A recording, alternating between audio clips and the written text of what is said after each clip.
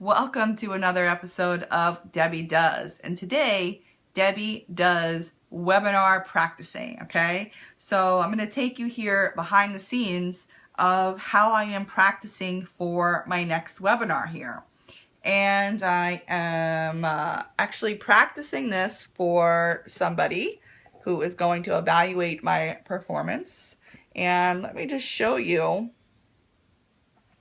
what I have here. So I have my slides here, as you can see, and I also have, so this is my PowerPoint presentation. Now, this is kind of a new model that I have implemented, and as you can see down here, I have my iPad, and my iPad is just going to be right under my presentation here. And what the iPad is for is basically to help me with some of the notes that for certain slides. Okay, so a lot of times when I give a presentation, the slides are enough to kind of prompt me into what I should say for that specific slide. But a lot of times when you're doing a webinar, there's a lot going on, okay? Especially if you're the only one running it.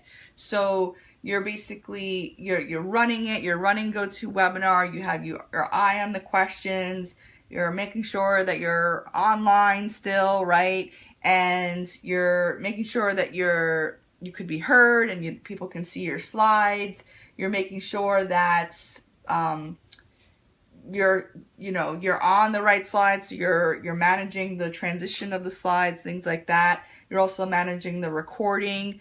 There is a ton of stuff that is going on at once, and sometimes when you're actually giving the presentation, first of all, it feels really awkward because you're kind of just sitting here. I mean, I'm in a room, this is my office here, and it kind of feels like you're talking to yourself a lot of the time. So that's kind of the awkward way, and you can't really gauge what other people are doing because you're the only one here and it's a webinar. I mean, you can see the attentiveness of your audience, but you can't really even pay attention to that because you have to be the one that's presenting and making sense, right?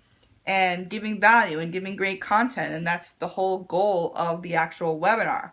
So the point of all this is to say that a lot of times when you're presenting, you forget stuff and you forget certain things that you want to say because it's just like everything's happening really, really quickly, okay? So one thing that I found that is kind of the solution to that is for specific slides, I really want to have notes. And GoToWebinar doesn't really give you the opportunity to look at notes and look at your screen at the same time. You need to have a dual monitor. And I've done the dual monitor thing, but I have two iMacs here, as you can see, side by side, but they're not connected. I don't connect them together, and I don't want to connect them together.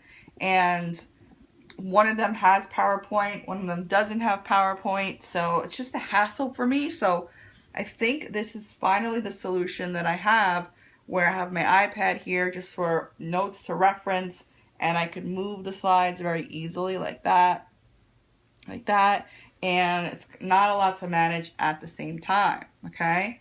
So, these are the things that I'm kind of working on right now. So I have also here, I have my microphone for my webinar, and I'm also using Camtasia because Camtasia is actually recording the webinar, the practice webinar that I'm doing. So that will later be converted to an MP4, and then I'll upload that to Vimeo and then send that off to the person who's kind of evaluating my presentation and giving me some pointers, okay? So bottom line is that it's really important to practice your webinars, and a lot of the times you can kind of shoot from the hip, especially if you are a little bit more seasoned. But even if you are seasoned, there's also specific things that you should be saying along the way for certain slides, and sometimes you need to kind of have reference notes. And a lot of the times, like when, I don't recommend going through like papers, because that's very hard to do at the same time, because I've tried to do that before. So don't do the paper thing, and also people can hear the paper in the background, so they'll kind of hear you reading and things like that. So another option is, of course, is to memorize your presentation, which, you know, if you give the presentation enough, you can do that. And, you know, practice makes progress, right?